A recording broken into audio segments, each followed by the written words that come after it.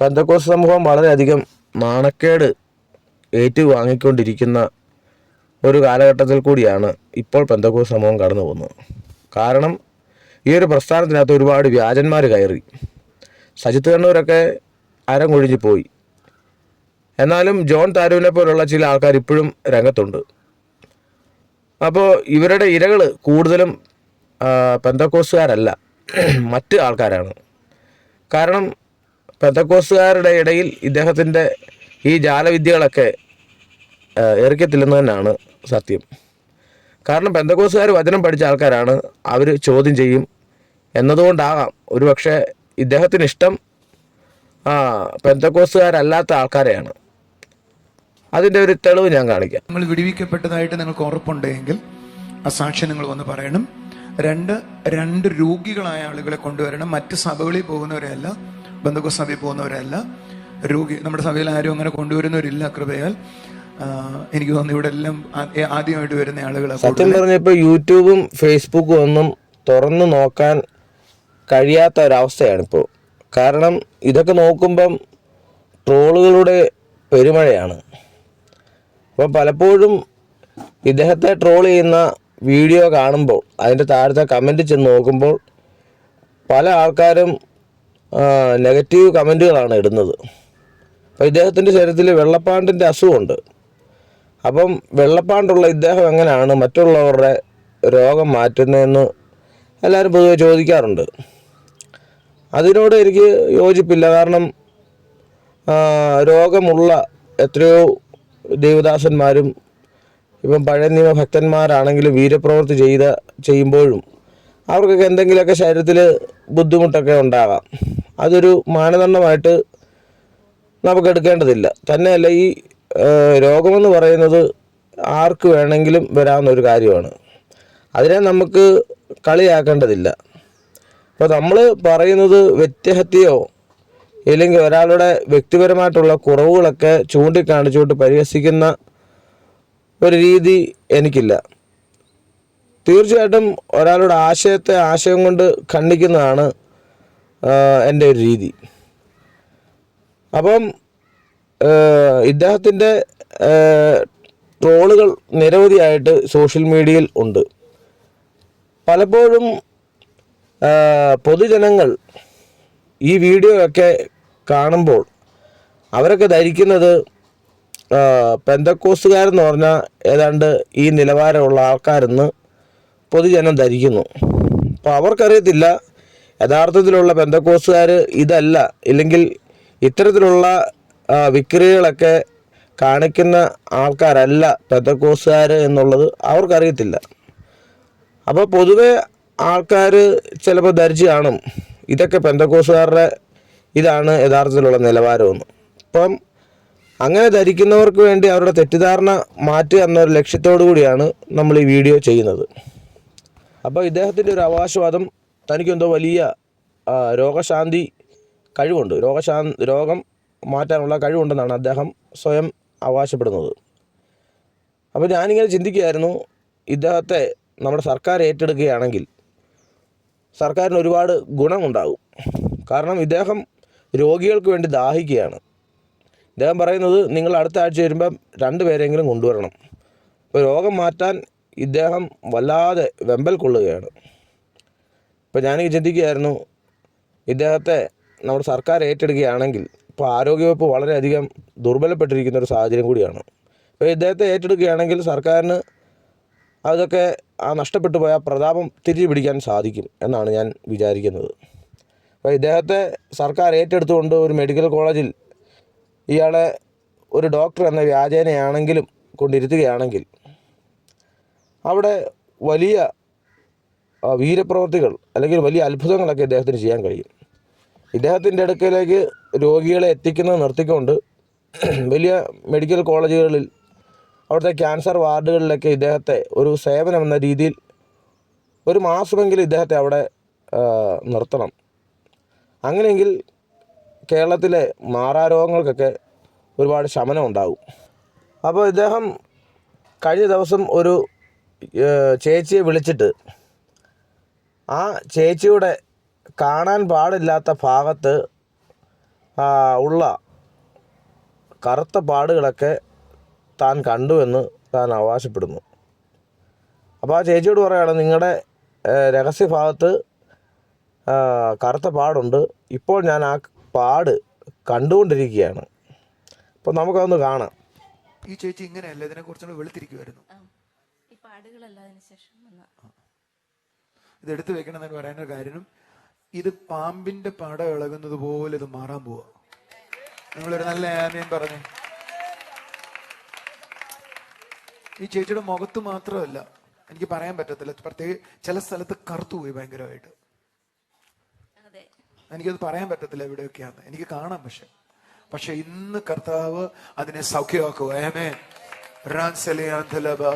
കൈയടിച്ച് കർത്താവിനെ സ്തുതിച്ചേ, യേശുവേന്ന് വിളിച്ചേ. ഇപ്പൊ ചേച്ചിക്ക് യൂറിൻ ഒഴിക്കുന്നതിനോട് ബന്ധിക്കപ്പെട്ട ചില ഇഷ്യൂസ് ഉണ്ട്, നടുവിനോട് ചില ഇഷ്യൂസ് ഉണ്ട്, കാല് മുഴുവൻ പെരുക്കും, ഇവിടെ ഞരമ്പുകളെല്ലാം ബുദ്ധിമുട്ടവർക്ക്, ചിലപ്പോൾ നടക്കുമ്പോൾ ആടിപ്പോകും. ഇന്ന് ചേച്ചി സൗഖ്യമാകും. അപ്പോൾ കണ്ടില്ലേ, ഈ ചേച്ചിയുടെ മുഖത്ത് മാത്രമല്ല, പറയാൻ പാടില്ലാത്ത ഭാഗങ്ങളിൽ കറുത്തുപോയി. പക്ഷെ എനിക്ക് കാണാം അതെല്ലാം. അത് കാണിച്ചു കൊടുക്കുന്ന ഏത് ആത്മാവാണെന്ന്, പരിശുദ്ധാത്മാവാണെന്ന് ഞാൻ വിശ്വസിക്കുന്നില്ല. അപ്പോൾ ആരാണ് ഇതൊക്കെ അദ്ദേഹത്തിന് ഇങ്ങനെ കാണിച്ചു കൊടുക്കുന്നത്? അപ്പം അത് എനിക്ക് തോന്നി ഇദ്ദേഹം വലിയൊരു സിദ്ധനാണ്. അപ്പം ഈ ഒരു കഴിവൊക്കെ ഇദ്ദേഹത്തിന് എവിടെ നിന്ന് കിട്ടുമെന്ന് ചോദിച്ചാൽ, തൽക്കാലം അദ്ദേഹം ഒരു സിദ്ധനായതുകൊണ്ട് അദ്ദേഹത്തിന് ഇതൊക്കെ കാണാം എന്ന് തന്നെ നമുക്ക് വിചാരിക്കാം. അതൊരു അത്ഭുത വിദ്യയായിട്ട് തുടരട്ടെ എന്ന് തന്നെ നമുക്ക് തൽക്കാലം വിചാരിക്കാം. ശ്വാസം മുട്ടലുണ്ട്, വലത്തെ ചെവിക്ക് കംപ്ലൈന്റ് ഉണ്ട്, ഈ കഴുത്തിന്റെ ഇവിടെ ഒരു പ്രയാസമുണ്ട്, ഈ നെഞ്ചിന്റെ സൈഡിലായിട്ട് വല്ല കട്ടിയോ, ഈ കക്ഷവും ഈ സൈഡും ഇരിക്കുന്നുണ്ട് എവിടെ. അത് നെല്ലിക്കയുടെ വലിപ്പേ ഉള്ളായിരുന്നു, പക്ഷെ ഇപ്പൊ അത് വലുതായി വരുവാ. അത് മാത്രമല്ല, അതിന്റെ താഴെ ഈ ഇടയ്ക്ക് ഞെക്കി നോക്കിയപ്പോ എന്തോ ഒരു സാധനം ഉള്ള പോലെ തോന്നി. ഒരു നല്ല ആമീൻ പറഞ്ഞേ. ഈ ചേച്ചി ഒന്ന് ടോട്ടലി സൗഖ്യമാകാൻ പോവാണേ. നിങ്ങൾ ആമീൻ പറയാൻ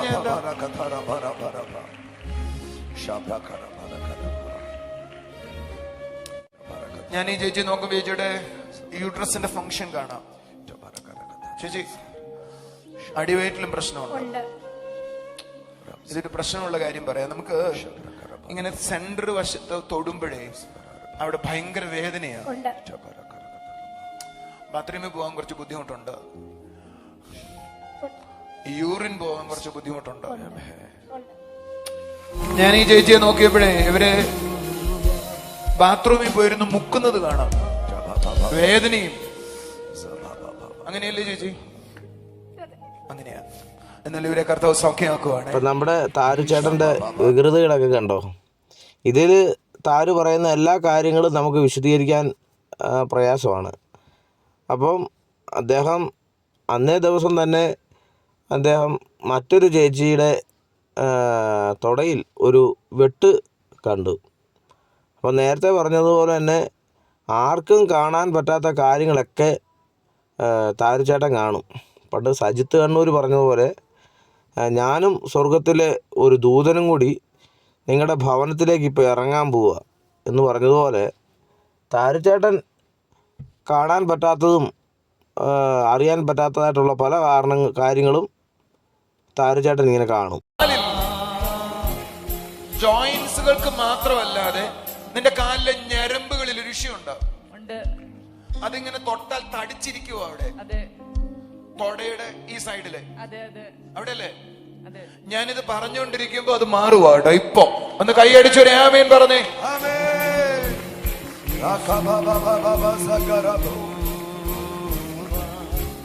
നിന്റെ കാലിലോ മുട്ടിലോ അങ്ങനെ വെട്ടുകൊണ്ട് പാടുണ്ടോ? മുറിവുള്ള പൊള്ളിയ പാടുണ്ട് കാലുമേല്. വെട്ടിയതോ കത്തി കൊണ്ട് മുറിഞ്ഞതോ എന്തെങ്കിലും പാടുണ്ടോ? അതിന്റെ മുകളിലാണോ ഈ ഞരമ്പിരിക്കുന്നേ? അതെ അതെ, ഞാൻ അങ്ങനെയാ കണ്ടത് കേട്ടോ. കൈയടിച്ചു കർത്താവിനെ സ്തുതിച്ചേ. അപ്പൊ താരുവണ്ണൻ സ്പെഷ്യലൈസ് ചെയ്തേക്കുന്ന മുഴുവനും ഈ രഹസ്യഭാഗങ്ങളിലെ രോഗങ്ങളാണ്. കക്ഷത്തിൽ, അതുപോലെ തന്നെ യൂട്രസിൽ. അപ്പം കക്ഷവും യൂട്രസും ഒക്കെ വിട്ടിട്ടുള്ള ഒരു കളിക്കും താൻ തയ്യാറല്ലെന്നാണ് താരുചേട്ടൻ പറയുന്നത്. അപ്പം ഇതുപോലുള്ള രോഗമുള്ള ആൾക്കാർ ആണെങ്കിൽ താരുചേട്ടൻ്റെ പണി എളുപ്പമാകും. അപ്പം ഞാനിങ്ങനെ ചിന്തിക്കുകയായിരുന്നു, എന്തുകൊണ്ടായിരിക്കും ഇതുപോലുള്ള സ്ഥലങ്ങളിൽ സ്ത്രീകൾ മാത്രം ഇങ്ങനെ ഇരയാകുന്നത് എന്ന് ഞാൻ ചിന്തിക്കുകയായിരുന്നു. അപ്പോൾ സ്ത്രീകൾ കൂടുതലായും താരുചേട്ടൻ്റെ കസ്റ്റമേഴ്സ് മുഴുവൻ സ്ത്രീകളാണ്. അപ്പം സ്ത്രീകളിൽ ഈ ജാലവിദ്യയൊക്കെ നടക്കും. കാരണം അത്ര വലിയൊരു വേദിയിൽ നിന്നുകൊണ്ട് നിങ്ങൾക്ക് ഈ ഭാഗത്ത് മുഴയുണ്ടോ, ഈ ഭാഗത്ത് നിങ്ങൾക്ക് വേദനയുണ്ടോ എന്നൊക്കെ പറയുമ്പോൾ സ്ത്രീകൾ ഭയപ്പെട്ടിട്ടാണെങ്കിലും ഇല്ലെങ്കിലും അവരുണ്ടെന്ന് പറയും. കാരണം സ്ത്രീകൾക്ക് പൊതുവെ ഒരു ഭയം ഉള്ളതുകൊണ്ട് തന്നെയല്ല, അഥവാ അങ്ങനെ ഇല്ലെങ്കിൽ ഇനി ആ ദൈവദാസനെ ഇനി അപമാനിക്കണ്ട എന്ന് വിചാരിച്ചുകൊണ്ട് പലപ്പോഴും സ്ത്രീകൾ ഉണ്ടെന്ന് തന്നെ അങ്ങ് സമ്മതിക്കും. അതുകൊണ്ടാണ് ഈ താരുചേട്ടനെ പോലുള്ള പല ആൾക്കാരും ഇതുപോലുള്ള ജാലവിദ്യകളിൽ സ്ത്രീകളെ തിരഞ്ഞെടുക്കാനുള്ള കാരണം. മറ്റൊരു കാര്യമെന്ന് പറയുന്നത്, ഇവിടെ വരുന്ന സ്ത്രീകളെ, ഈ സ്ത്രീകളുടെ രോഗം മുൻകൂട്ടി അറിയാനുള്ള സംവിധാനങ്ങളൊക്കെ അവിടെ നേരത്തെ ഒരുക്കിയിട്ടുണ്ട് എന്നുള്ള കാര്യമാണ്. അപ്പോൾ അവിടെ ആരാധനയ്ക്കിടയിൽ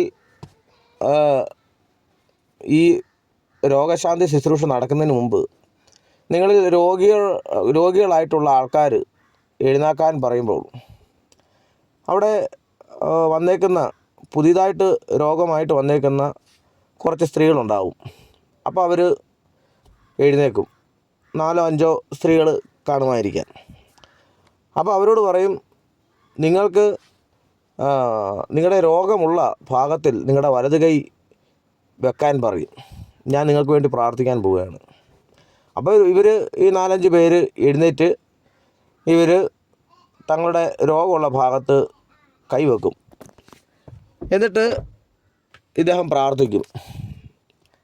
അപ്പം അത്യാവശ്യം ഓർമ്മശക്തിയുള്ള ആൾക്കാരൊക്കെ ആണെങ്കിൽ ഒരു 4 പേരുടെയൊക്കെ രോഗം ഇന്ന ഭാഗത്താണെന്ന് മനസ്സിലാക്കും, അത് ഓർത്തിരിക്കും. 4 പേരിൽ കൂടുതലൊക്കെ ആണെങ്കിൽ അത് പലപ്പോഴും പാളിപ്പോകാനുള്ള ചാൻസും ഉണ്ടാകാം. അപ്പോൾ ഈ ഒരു വിദ്യയാണ് ഇവർ ചെയ്തു വരുന്നത്. പലപ്പോഴും സ്ത്രീകളിൽ മാത്രം ഇതുപോലുള്ള ജാലവിദ്യകൾ പരീക്ഷിച്ച് ഒതുങ്ങി നിൽക്കാനാണ് താരുചേട്ടന് ഇഷ്ടം. അപ്പോൾ സ്ത്രീകളാകുമ്പം കൂടുതലും പ്രതികരിക്കത്തില്ലല്ലോ. എന്നാൽ പുരുഷന്മാർ ഈ ഒരു സ്ത്രീകളുടെ സ്ഥാനത്ത് വരുമ്പോൾ അല്പം റിസ്ക്കാണ്. അപ്പം സ്ത്രീകളോട് കാണിക്കുന്ന ആ സമീപനമല്ല പുരുഷന്മാരോട് കാണിക്കുന്നത്. അല്പം ഗൗരവത്തോടു കൂടിയാണ് പുരുഷന്മാരോട് സംസാരിക്കുന്നത്. അപ്പം മാക്സിമം ഇവരെ ഭയപ്പെടുത്തി കാര്യം നേടാനാണ് താരുചേട്ടനെ പോലുള്ള ആൾക്കാർ ശ്രമിക്കുന്നത്. അപ്പം അങ്ങനെ ഇരിക്കുമ്പോൾ ഒരു പുരുഷൻ രോഗിയായ ഒരു പുരുഷൻ താരുചേട്ടൻ്റെ ആ സഭയിലേക്ക് കടന്നു വന്നു. അപ്പോൾ അതൊന്നും നമുക്ക് കാണാം. ഇവളോട് പറയാം, നിന്നെ ഞാൻ സഹിക്കുകയാടിയെന്ന് പറയുമോ? അങ്ങനെ പറയില്ല. എന്നോട് കള്ളം പറയരുത്, എനിക്ക് അക്കാര്യത്തിൽ നിർബന്ധമുണ്ട്. നിന്റെ വൃഷണങ്ങളുടെ അവിടെ ഒരു തടിപ്പുണ്ടായിരുന്നു, മൂത്രം ഒഴിക്കുന്ന ഭാഗത്ത് വല്ല തടിപ്പുണ്ടായിരുന്നു, ഞരമ്പുകളെല്ലാം കൂടെ കട്ടയായിട്ടിരിക്കുന്ന പോലെ ഉണ്ടായിരുന്നു. ഇല്ല, അങ്ങനെ തോന്നിയിട്ടില്ല. ഇവിടെ അങ്ങനെ ശ്രദ്ധിച്ചിട്ടില്ല. ഇവിടെ ഞാനിത് പറയുമ്പോ വീണ്ടും എന്നെ കാണിക്കുന്നേ ഇല്ലെന്നാണോ ഉണ്ടെന്നാണോ? നിനക്ക് പറയാൻ നടക്കുന്നുണ്ടോ? നാണക്കാടല്ല, ഞാൻ ശ്രദ്ധിച്ചിട്ടില്ല. ഇന്ന് നിന്റെ കൗണ്ട് നോർമലാവും. അപ്പോൾ സ്ത്രീകളോട് കാണിക്കുന്ന സമീപനമല്ല പുരുഷനോട് കാണിക്കുന്നത്. ഇച്ചിരി കൂടി ടഫായിട്ടാണ് സംസാരിക്കുന്നത്. അപ്പം ആ സ്ഥാനത്ത്, അദ്ദേഹത്തിൻ്റെ സ്ഥാനത്ത് മറ്റാരാണെങ്കിലും അല്പം ഒന്ന് പതറാൻ ചാൻസ് ഉണ്ട്. അപ്പോൾ അദ്ദേഹം അയാളോട് സംസാരിക്കുന്ന ആ രീതി തന്നെ നമുക്ക് നോക്കാം. അപ്പോൾ അദ്ദേഹം ചോദിക്കുകയാണ്, നിൻ്റെ ഇന്ന ഈ ഭാഗങ്ങളിൽ നിനക്കൊരു ബുദ്ധിമുട്ടുണ്ട്. അപ്പം എനിക്ക് മനസ്സിലാകുന്നത് ഇദ്ദേഹം ഈ രഹസ്യഭാവം വിട്ടിട്ടുള്ള ഒരു രോഗശാന്തിക്ക് അദ്ദേഹം തയ്യാറല്ല. അപ്പോൾ ഇതുപോലുള്ള ഭാഗങ്ങളിൽ രോഗം ഉണ്ടാകുവാണെങ്കിൽ മാത്രമേ അദ്ദേഹത്തിന് കാണാൻ കഴിയുള്ളൂ.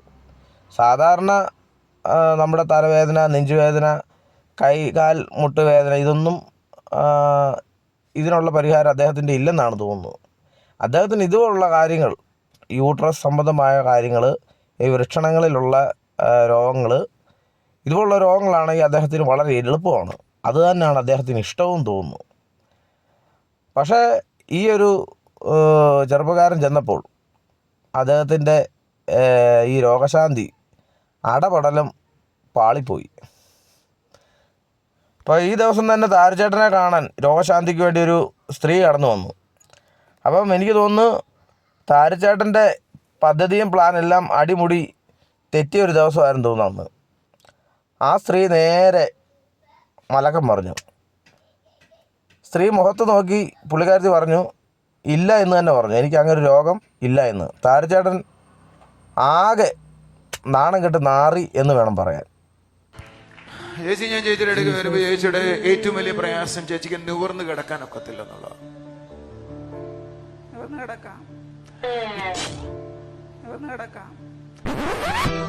എന്ത് വിധി ഇത്? ചേച്ചിയുടെ ഇടത്തെ ചെവിയെ നന്നായി കേൾക്കുവോ? ഈ ചെവിക്കകത്ത് വല്ല പ്രശ്നമുണ്ടോ? ഏതെങ്കിലും ചെവിക്കുണ്ടോ? മോളോടൊന്ന് കൈവക്കാൻ പറയോ, ഇടത് വശത്തിരിക്കുന്നയാളോട്. ഞാൻ മോള് കുറച്ച് നേരത്തെ എഴുന്നേറ്റ് നിന്ന സമയത്ത് നിന്നോടാ മോളെ പറയുന്നേ, കറുത്ത ഉടുപ്പിട്ടയാള്. നീ അവിടെ എഴുന്നേറ്റ് നിന്ന സമയത്ത് 3-4 കാര്യങ്ങൾ കർത്താവിനോട് നീ പറഞ്ഞു. ഒന്നാമത്തെ കാര്യം, കർത്താവ് ഇനി മുതൽ ഞാൻ അങ്ങേക്ക് വേണ്ടി ജീവിക്കും. പറ. മലയാളം. അതോടൊപ്പം ചേച്ചിയുടെ അദ്ദേഹത്തിന് ഇടത്തെ ചെവിയാണെങ്കിൽ നിങ്ങൾക്ക് വലത്തെ ചെവിക്ക്, ഇടത്തെ ചെവിക്കാം. ഒരു മോനേ ഉള്ളോ? 2 പേര്. അപ്പോൾ ഇതൊക്കെയാണ് നമ്മുടെ താരച്ചേട്ടൻ്റെ ചെറിയ ചെറിയ വികൃതികൾ. അപ്പോൾ താരച്ചേട്ടൻ തോറ്റുപോയ സംഭവങ്ങളും ഉണ്ട്.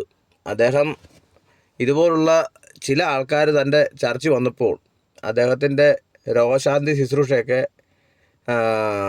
8 നിലയിൽ പൊട്ടിപ്പോയ സംഭവങ്ങളുമുണ്ട്. അപ്പം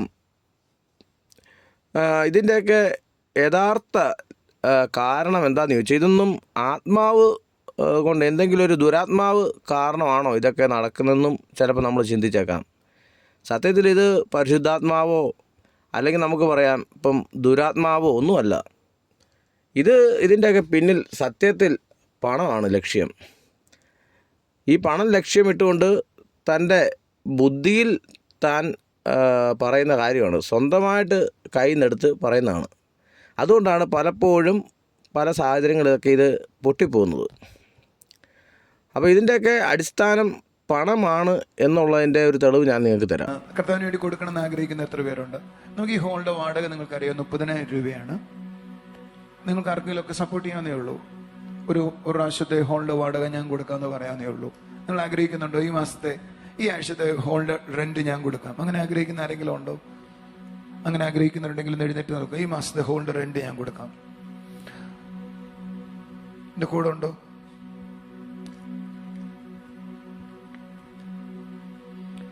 ആരെങ്കിലും അങ്ങനെ ആഗ്രഹിക്കുന്നവരുണ്ടോ? ഉണ്ടെങ്കിൽ എഴുന്നേറ്റ് നോക്കാവോ? ഓക്കെ. 2 ബ്രദറെ, എനിക്ക് 10,000 കൊടുക്കാൻ പറ്റും, അല്ലെങ്കിൽ 5,000 കൊടുക്കാൻ പറ്റും, അങ്ങനെ ചെയ്യാൻ പറ്റും എന്ന് പറയുന്നവരുന്ന് കര ഉയർത്തേക്ക്. Thank you. നമുക്ക് നേരത്തെ കൊറോണയ്ക്ക് മുമ്പ് ഒരു പ്രോഗ്രാം ഉണ്ടായിരുന്നു, എല്ലാ ദിവസവും സുവിശേഷ വേലയ്ക്ക് വേണ്ടി 10 രൂപ മാറ്റിവെക്കുക എന്നത്. നിങ്ങൾ ആരെങ്കിലും ഇങ്ങനെ ചെയ്യാറുണ്ടോ? ചെയ്യുന്നിട്ടില്ല എങ്കിൽ ഇന്ന് മുതൽ നിങ്ങൾ ആ പ്രോഗ്രാമിൽ ജോയിൻ ചെയ്തായിട്ട് എല്ലാ ദിവസവും 10 രൂപ മാറ്റിവെക്കാം. മാസം 300 രൂപ മാറ്റിവെക്കാം. കഴിയുന്നവരുണ്ടോ?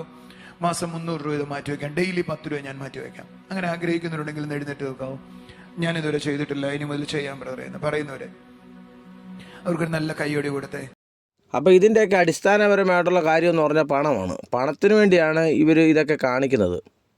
അപ്പോൾ നമുക്കറിയാം, ഡോക്ടർമാർ പോലും എത്രയോ ടെസ്റ്റുകളൊക്കെ ചെയ്താണ് ഓരോ രോഗം കണ്ടുപിടിക്കുന്നത്. അപ്പം നമ്മുടെ താരച്ചേട്ടൻ അതിൻ്റെ ഒന്നും ആവശ്യമില്ല. താരച്ചേട്ടൻ നിൽക്കുന്ന നിൽപ്പിൽ തന്നെ ശരീരത്തിൽ മറിഞ്ഞിരിക്കുന്ന പാടുകളും മുഴകളും യൂട്രസിലെ രോഗങ്ങളും ഇതൊക്കെ കണ്ടുപിടിക്കാൻ കഴിവുള്ള സിദ്ധിയുള്ള മനുഷ്യനാണ് നമ്മുടെ താരു. പക്ഷേ ഹോളിൻ്റെ വാടക കൊടുക്കാനുള്ള സിദ്ധി അദ്ദേഹത്തിന് ഇല്ലെന്നുള്ളതാണ് സത്യം. ഞാൻ ഇത്രയും രോഗങ്ങളൊക്കെ കണ്ടുപിടിക്കും, പാടുകളെല്ലാം ഞാൻ കണ്ടുപിടിക്കും, നിങ്ങൾ വന്നൊന്ന് നിന്നാൽ മതി, എല്ലാം ഞാൻ പറഞ്ഞുതരാം. പക്ഷേ ഹോളിൻ്റെ വാടക കൊടുക്കാൻ ഉള്ള സിദ്ധി രോഗികളായ നിങ്ങൾക്ക് മാത്രമേ ഉള്ളൂ. ആ സിദ്ധി തൽക്കാലം എൻ്റെ കയ്യിലില്ല. അത് രോഗികളായിട്ടുള്ള നിങ്ങൾക്ക് മാത്രമേ ആ ഒരു സിദ്ധി ഉള്ളൂ. തൽക്കാലം എനിക്ക് ആ വലിയ കഴിവില്ല. അപ്പോൾ ഇതൊക്കെ എന്താണ്? ഇതൊക്കെ പൈസ അടിച്ചു മാറ്റാനുള്ള കാര്യങ്ങൾ ആണെന്നുള്ള കാര്യം യാതൊരു സംശയമില്ല. പൈസ വാങ്ങുക, മറ്റുള്ള ആൾക്കാരുടെ പോക്കറ്റിൽ കിടക്കുന്ന പൈസ എങ്ങനെയും അത് മേടിച്ചെടുക്കുക, അതാണ് ലക്ഷ്യം. അപ്പോൾ നിങ്ങൾ ഒന്ന് മനസ്സിലാക്കുക, നമ്മൾ ഈ വീഡിയോ ചെയ്തത് ഇത് പുറത്തു നിന്നുള്ള മറ്റ് ഇതര സമൂഹങ്ങൾ കാണുമ്പോൾ അവരൊരു പക്ഷേ ചിന്തിക്കാം, പെന്തക്കോസ്തുകാർ മുഴുവനും ഇങ്ങനെ കള്ളന്മാരാണെന്നും ഇതേ നിലവാരം വെച്ച് പുലർത്തുന്ന ആൾക്കാരാണെന്നും ഒരുപക്ഷെ നിങ്ങളൊക്കെ ചിന്തിക്കും. അതുകൊണ്ടാണ് ഇതൊക്കെ ഈ കാണുന്ന ഈ താരു മാത്രമല്ല, താരുവിനെ പോലുള്ള മറ്റ് ഇതുപോലെ ആൾക്കാരുണ്ട്, നിരവധി ആൾക്കാരുണ്ട്. ഇവരെല്ലാം ഈ ചെയ്യുന്നതെല്ലാം പെന്തക്കോസ്തുകാരുടെ അക്കൗണ്ടിലോട്ടാണ് ഇതെല്ലാം പോകുന്നത്. പെന്തക്കോസ്തുകാരാണ് ഇത് നാണക്കേട് മുഴുവൻ ഏറ്റെടുക്കുന്നത്. അപ്പോൾ ഞങ്ങളുടെ അക്കൗണ്ടിലേക്ക് ഇതൊക്കെ വരുമ്പോൾ ഇതിൻ്റെ നാണക്കേട് മുഴുവൻ ഈ പെന്തക്കോസ് സമൂഹമാണ് വഹിക്കുന്നത്. അപ്പോൾ നിങ്ങളൊന്ന് ചിന്തിക്കുക, പെന്തക്കോസ്തുകാരും ഇതൊന്നും അംഗീകരിക്കുന്ന ആൾക്കാരല്ല. യഥാർത്ഥത്തിലുള്ള പെന്തക്കോസ്തുകാർ ഇതിനെ അംഗീകരിക്കുന്നില്ലെന്നുള്ള സത്യം നിങ്ങൾ മനസ്സിലാക്കുക. അപ്പം നിങ്ങളൊന്ന് മനസ്സിലാക്കുക, സത്യത്തിലുള്ള പെന്തക്കോസ്തുകാർ ഇതിനൊന്നും അംഗീകരിക്കുന്നില്ല, ഇവിടെ പോകുന്നില്ല, ഇതുപോലുള്ള ശുശ്രൂഷകളിൽ അവർ സപ്പോർട്ട് ചെയ്യുന്നില്ലെന്നുള്ള സത്യം നിങ്ങൾ മനസ്സിലാക്കുക. അപ്പം ഇതിനെക്കാട്ടിലും നല്ലൊരു വീഡിയോ ആയിട്ട് ഇനിയും വരാം. എല്ലാവർക്കും നന്ദി.